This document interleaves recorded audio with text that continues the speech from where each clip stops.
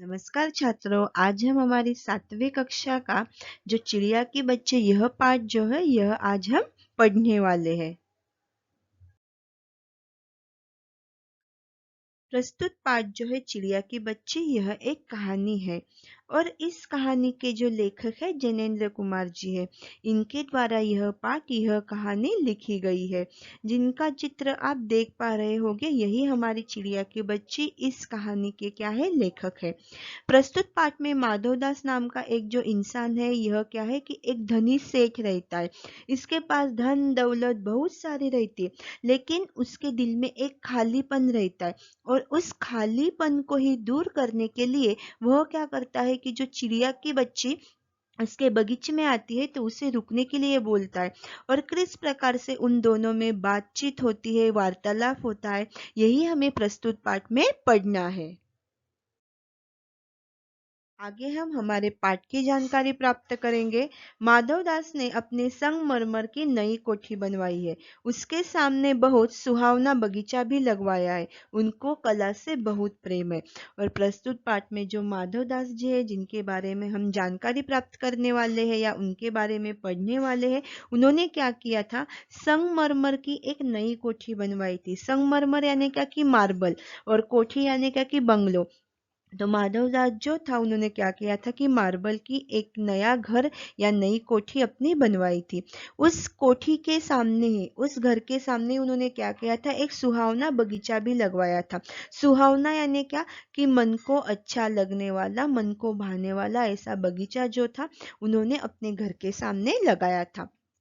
उनको कला से बहुत प्रेम है और यह जो माधवदास थे तो अलग अलग जो कलाएं रहती है वह कलाएं माधवदास को बहुत पसंद थी। उनको उससे प्रेम था। धन की कमी नहीं है और कोई व्यसन छू नहीं गया है। और यह जो माधवदास जी थे तो उनके पास धन की कुछ भी कमी नहीं थी। धन दौलत पैसा बहुत सारा था और कोई उनको व्यसन भी छू नहीं गया था। व्यसन यानी क्या कि बुरी आदत, बुरी लत, उनको कुछ भी बुरी आदत नहीं थी। सुंदर अभिरुचि के आदमी है और उसी प्रकार से अभिरुचि यानी क्या कि पसंद। यह जो माधवदास जी थे वह क्या थे कि एक सुंदर पसंद के आदमी थे। फूल पौधे रकाबियों से हौजों में लगे फव्वारों में उछलता हुआ पानी उन्हें बहुत अच्छा लगता था। और उसी के बाद उनको फूल पौधे या रकाबियों से जो हौजों में पानी उछलता है वह उनको बहुत अच्छा लगता था। रकाबिया यानी क्या कि प्लेट्स, उस जैसे कि देखो फाउंटेन जो रहता है तो जो प्लेट्स लगाए रहते हैं तो उसमें से क्या होता है कि पानी जो होता है, फव्वारे जो होते हैं उछलते हैं। ऐसे फव्वारों से उछलता हुआ पानी माधवदास को बहुत पसंद आता था। समय भी उनके पास काफी है। शाम को जब दिन की गर्मी ढल जाती है और आसमान में कई रंग का हो जाता है, तब कोठी के बाहर चबूतरे पर तक डलवाकर मसनद के सहारे वह गलीचे पर बैठते हैं। और उसी प्रकार से यह माधवदास जी थे। बहुत धन उनके पास था, संपत्ति बहुत थी और उनके पास समय भी काफी था। उसी के बाद जो था कि शाम को जब दिन की गर्मी ढल जाती है, यानी जैसे ही जो सूरज होता है वह सूरज एक प्रकार से ढल जाता है, तो उसी प्रकार से सूरज ढलने के बाद क्या होता है कि सूरज की गर्मी भी कम हो जाती है। तो उसी प्रकार से जो दिन ढलने के बाद जो गर्मी होती है वह गर्मी भी क्या हो जाती है, एक प्रकार से कम हो जाती है। तो गर्मी ढल जाने के बाद और आसमान कई रंग का हो जाता है, यानी जैसे कि देखो जो सूरज है, सूरज ढलने के बाद यानी रात या संध्या होने से पहले का जो समय रहता है तो उस समय क्या होता है, आसमान कई रंगों का दिखाई पड़ता है। एक प्रकार से ऑरेंज कलर, उसके बाद गोल्डन कलर, इस प्रकार सा आसमान दिखाई पड़ता है। तो उसी प्रकार से आसमान में कई रंग दिखाई पड़ रहे थे। तब कोठी के बाहर चबूतरे पर तक डलवाकर मसनद के सहारे वह गलीचे पर बैठते थे। तो उस समय वह क्या करते थे, अपने घर के बाहर चबूतरा जो बनाया हुआ था बैठने के लिए, उस चबूतरे पर तख्त डलवाकर मसनद के सहारे, मसनद यानी क्या कि एक प्रकार से तकिया, उस तकिए के सहारे वह गलीचे पर बैठते थे और प्रकृति की छटा निहारते थे। और उसी के बाद जो प्रकृति है, जो पर्यावरण है, उसमें जो सुंदरता रहती है, जो वातावरण में सुंदरता रहती है, उसे वह कंटिन्यू एक जैसे उसे निहारते थे यानी देखते थे। आगे हम देखेंगे इनमें मानो उनके मन को तृप्ति मिलती है और इसी प्रकार से जो पर्यावरण रहता था या प्रकृति की छटा जो रहती थी उसे देखने में जो माधवदास थे तो उनको एक प्रकार से उनके मन को तृप्ति मिलती थी। तृप्ति मिलना यानी क्या कि एक प्रकार से आनंद मिलना। मित्र हुए तो उनसे विनोद चर्चा करते हैं, नहीं तो पास रखे हुए फरसी हुक्के की सटक को मुंह में दिए ख्याल ही ख्याल में संध्या को स्वप्न की भांति गुजार देते हैं। और इसी प्रकार से उनके साथ अगर कोई मित्र रहा, उनका दोस्त रहा, तो उनके साथ वो विनोद चर्चा यानी कुछ हंसी मजाक की बातें माधवदास करते थे। नहीं तो अपने पास ही जो एक प्रकार से फरसी पर रखा हुआ जो हुक्का रहता था तो उस हुक्के की जो नली होती थी उसे मुंह में डालते थे और ख्यालों में ही वह अपनी जो संध्या होती थी या एक प्रकार से दिन ढलने के पहले का जो समय रहता था, रात होने के पहले का, तो उसे किसी स्वप्न की भांति वह क्या करते थे, एक प्रकार से गुजार देते थे। आज कुछ बादल थे, घटा गहरी नहीं थी, धूप का प्रकाश उनमें से छन छन कर आ रहा था। और एक दिन जो माधवदास अपने बगीचे में बैठे थे तो बादल कुछ कुछ छाए हुए थे, घटा जो थी वह गहरी नहीं थी और उसमें से क्या हो रहा था कि जो धूप थी तो कुछ बादल छाए हुए थे और कुछ बादल नहीं थे, यानी पूरी तरीके से आकाश जो था बादलों से भरा हुआ नहीं था। और उस समय क्या हो रहा था कि जो एक प्रकार से सूरज की जो धूप रहती है वह उस बादलों को छन छन कर क्या कर रही थी, जमीन पर आ रही थी। माधवदास मसनद के सहारे बैठे थे। उन्हें जिंदगी में क्या स्वाद नहीं मिला है, पर जी भरकर भी कुछ खाली सा रहता है। और इसी प्रकार से माधवदास अपने बगीचे में बैठे हुए थे।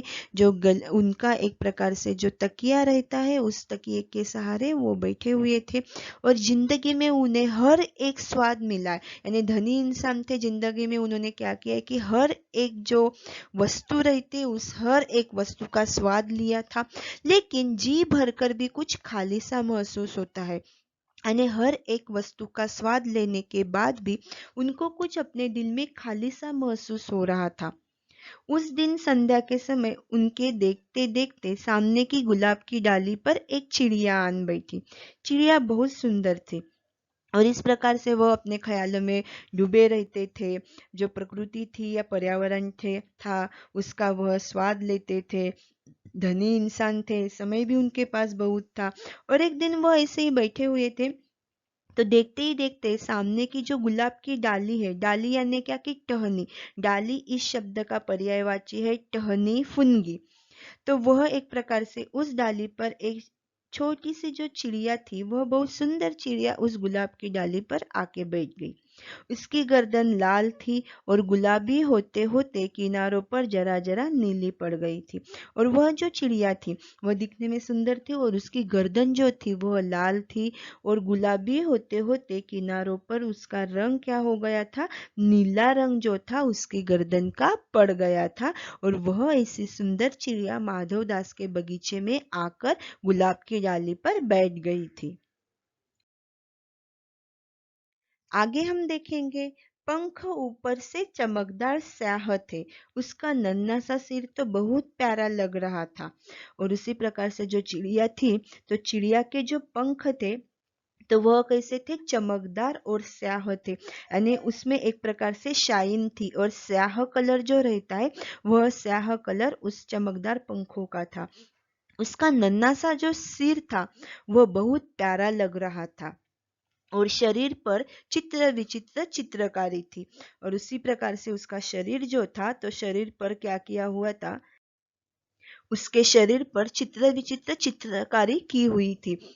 यानी जिस प्रकार से कोई चित्रकार या पेंटर चित्र निकालता है उसी प्रकार से उसके शरीर पर चित्र विचित्र चित्रकारी की हुई दिखाई पड़ रही थी। चिड़िया को मानो माधवदास की सत्ता का कुछ पता नहीं था और मानो तनिक देर का आराम भी उसे नहीं चाहिए था। और इसी प्रकार से क्या था कि चिड़िया जब माधवदास के बगीचे में आके बैठ गई तो चिड़िया को माधवदास की सत्ता का कुछ पता नहीं था। सत्ता यानी कि यह इंसान इतना धनी है, इसके पास इतनी धन दौलत है, इतना सारा पैसा है, उसे कुछ मालूम नहीं था। क्योंकि जो पशु पक्षी होते उनको धन दौलत से कुछ लेना देना नहीं रहता। उनको सिर्फ अपनी स्वच्छंदता, अपनी आज़ादी उनको प्यारी होती है। और वैसे ही चिड़िया जब माधवदास के बगीचे में आके बैठ गई, उसे माधवदास की सत्ता का कुछ पता नहीं था और मानो तनिक देर का आराम भी उसे नहीं चाहिए था। तनिक यानी कि थोड़ी देर भी उसे आराम नहीं चाहिए था। कभी पर हिलाती थी, कभी फुदकती थी। वह खूब खुश मालूम होती थी और इस प्रकार से वह क्या करती थी, कभी अपने पर यानी क्या कि पंख, वह कभी अपने पंख हिलाती थी, कभी फुदकती थी। फुदकना यानी क्या कि एक डाली से दूसरी डाली पर उड़ जाना। वह खूब खुश मालूम होती थी और ऐसी यह जो चिड़िया थी, उसे देखने के बाद ऐसे महसूस हो रहा था कि यह चिड़िया बहुत खुश है। अपनी नन्ही सी चोंच से प्यारी प्यारी आवाज निकाल रही थी। और जो नन्ही सी प्यारी सी जो चिड़िया थी सुंदर, तो वह अपनी नन्ही सी चोंच से, अपनी नन्ही से मुंह से वह क्या कर रही थी, प्यारा प्यारा आवाज भी निकाल रही थी। माधवदास को वह चिड़िया बड़ी मनमानी लगी और इस प्रकार से माधवदास उस चिड़िया की तरफ ही देख रहे थे। और यह जो चिड़िया है, तो यह चिड़िया माधवदास को क्या हुआ कि बड़ी मनमानी लगी। मनमानी यानी क्या कि अपने मन की ही सुनने वाली, अपने मन में जो आता है वही करने वाली, ऐसी चिड़िया माधवदास को वह लगी। उसकी स्वच्छंदता बड़ी प्यारी जान पड़ती थी। और जो चिड़िया की स्वच्छंदता, स्वच्छंदता यानी क्या कि आज़ादी, जो आज़ादी थी, वह चिड़िया की आज़ादी माधवदास को बहुत अच्छी जान पड़ी, यानी उसे वह बहुत प्यारी लगी। कुछ देर तक वह उस चिड़िया का इस डाल से उस डाल तक थिरकना देखते रहे। इस समय वह अपना बहुत कुछ भूल गई और जो चिड़िया थी, वह चिड़िया इस डाल से उस डाल में क्या कर रही थी, उड़ रही थी। और वह माधवदास उस चिड़िया की तरफ ही देख रहे थे और उस चिड़िया को देखते देखते अपना ही बातें जो थी, बहुत सारी बातें माधवदास क्या हो गए, उस चिड़िया को देखते देखते सारी बातें भूल गए। यानी उस चिड़िया का जो वर्णन किया गया है, वह जो चिड़िया एक डाल से दूसरी डाली पर, फुनगी पर जो थिरक रही थी, उड़ रही थी, यह सारा देखते हुए माधवदास क्या हो गए कि अपनी जो बातें थी अंदर, उनके जो दुख था या कुछ जो बातें उनके दिल में थी, वह सारी बातें माधवदास क्या एक प्रकार से चिड़िया को देखते देखते सारी बातें भूल गए। माधवदास ने आगे चिड़िया से कहा, उस चिड़िया से कहा, आओ तुम बड़ी अच्छी आई, यह बगीचा तुम लोगों के बिना सूना लगता है। सुनो चिड़िया, तुम खुशी से यह समझो कि यह बगीचा मैंने तुम्हारे लिए ही बनवाया है। तुम बेखटके यहाँ आया करो। और इस प्रकार से माधवदास फिर चिड़िया से बातें करने लगे कि आओ तुम यहाँ इस बगीचे में आई, बड़ी अच्छी आई हो। बगीचा तुम लोगों के बिना सूना लगता है, यह बगीचा मैंने तुम लोगों के लिए ही बनवाया है। तुम यहाँ खुशी से कभी भी आ सकते हो। तुम बेखटके यहाँ आया करो। बेखटके यानी क्या कि बिना सोचे समझे कभी भी तुम्हारा मन करे तब तुम इस बगीचे में आ सकती हो। चिड़िया पहले तो असावधान रही, फिर जानकर कि बात उससे की जा रही है, वह एकाएक तो घबराई। और इस प्रकार से पहले चिड़िया असावधान थी। असावधान थी यानी क्या कि वो अलर्ट नहीं थी, सावधान नहीं थी कि उससे बात की जा रही है। फिर उसे समझ में आया कि मुझसे बात की जा रही है, तब वह एकाएक से घबरा गई। फिर संकोच को जीतकर बोली, मुझे मालूम नहीं था कि यह बगीचा आपका है। मैं अभी चली जाती हूँ। पल भर सांस लेने मैं यहाँ टिक गई थी। और इसी प्रकार से जो चिड़िया थी, वह फिर संकोच को जीतकर, संकोच यानी, संकोच इस शब्द का अर्थ है शर्म, लेकिन यहाँ पर संकोच यानी क्या कि डर। चिड़िया के अंदर जो डर था, उस डर को उसने जीतकर कहा, मुझे माफ कीजिए, मुझे मालूम नहीं था यह बगीचा आपका है। मैं अभी यहाँ से चली जाती हूँ। पल भर मैं सांस लेने के लिए यहाँ टिक गई थी, यानी थोड़े समय के लिए सांस लेने के लिए, थोड़ा एक प्रकार से विश्राम करने के लिए मैं यहाँ पर क्या हुई थी, थोड़े समय के लिए टिक गई थी। टिकना यानी क्या कि थोड़े समय के लिए मैं यहाँ पे रुक गई थी। इस प्रकार से जो चिड़िया थी, वह माधवदास से बातें कर रही थी कि मैं यहाँ से अभी थोड़े समय में चली जाऊंगी। आगे हम देखेंगे, माधवदास ने कहा, हाँ बगीचा मेरा है, यह संगमरमर की कोठी भी मेरी है, लेकिन इस सब को तुम अपना भी समझ सकती हो। और इस प्रकार से माधवदास चिड़िया से बातें करने लगे और कहने लगे, हाँ, यह बगीचा, सुंदर बगीचा मेरा ही है। यह संगमरमर की यानी मार्बल की बनाया हुआ जो बंगला है, यह जो घर है, यह भी मेरा ही है। लेकिन तुम इस सब को अपना समझ सकती हो, सब कुछ तुम्हारा है। तुम कैसी भोली हो, कैसी प्यारी हो। जाओ, नहीं बैठो, मेरा मन तुमसे बहुत खुश होता है। इस प्रकार से माधवदास चिड़िया से कहने लगे कि यह सब तुम अपना ही समझो, मेरे पास जो कोठी है, बगीचा है, यह सब तुम्हारा ही है। लेकिन तुम कैसी भोली हो, कितनी प्यारी हो। जाओ नहीं, तुम कितनी सुंदर हो। तुमसे मेरा मन बहल रहा है, मुझे बहुत खुशी हो रही है। तुम यहाँ मेरे साथ ही रहो, मेरे पास ही बैठो। चिड़िया बहुत कुछ सकुचा गई। और इस प्रकार से जो चिड़िया थी वह बहुत कुछ सकुचा गई, यानी एक प्रकार से वह बहुत कुछ जो बातें थी वह बातें वह समझ गई। उसे बोध हुआ कि यह उससे गलती तो नहीं हुई कि वह यहाँ बैठ गई है। उसका थिरकना रुक गया। भयभीत सी वह बोली, मैं थक कर यहाँ बैठ गई थी, मैं अभी चली जाऊंगी। बगीचा आपका है, मुझे माफ करे। और इस प्रकार से क्या था कि उसे बोध होने लगा, यानी उसे समझ में आ गया कि यहाँ रुककर या यहाँ बैठकर मैंने कुछ गलती तो नहीं की है। उसका थिरकना रुक गया। थिरकना यानी क्या कि एक डाली से दूसरी डाली पर जो उड़ रही थी वह उसका रुक गया। भयभीत होकर वह बोली, मैं थक कर यहाँ थोड़े समय के लिए बैठ गई थी, मैं अभी यहाँ से चली जाऊंगी। बगीचा आपका है, मुझे माफ कीजिए, मुझे मालूम नहीं था कि यह बगीचा आपका है। मैं यहाँ से थोड़े समय के बाद क्या करूंगी, चली जाऊंगी, मुझे माफ कर दीजिए। छात्रों, हमने इस प्रकार से देखा कि जो माधवदास है, माधवदास के बगीचे में जो चिड़िया आई थी, वह चिड़िया जो दिखने में भी बहुत सुंदर थी, छोटी थी, बहुत प्यारी थी। और ऐसी ही चिड़िया को देखने के बाद माधवदास को वह चिड़िया बहुत पसंद आई। और माधवदास उस चिड़िया से बात कर रहा था कि आप क्या कीजिए, इस बगीचे में ही तुम रह जाओ, तुम मुझे बहुत अच्छी लगी। और इस प्रकार से माधवदास ने चिड़िया को देखने के बाद माधवदास अपनी बहुत सारी बातें जो थी वह भूल गया था। और वह चिड़िया को कह रहा है कि यह बगीचा, यह कोठी मैंने तुम्हारे लिए ही बनाई है, तुम यहाँ पर रुक सकती हो, रुक जाओ। और चिड़िया उसे समझा रही थी कि मुझे मालूम नहीं था कि यह बगीचा आपका है, मुझे माफ कर दीजिए।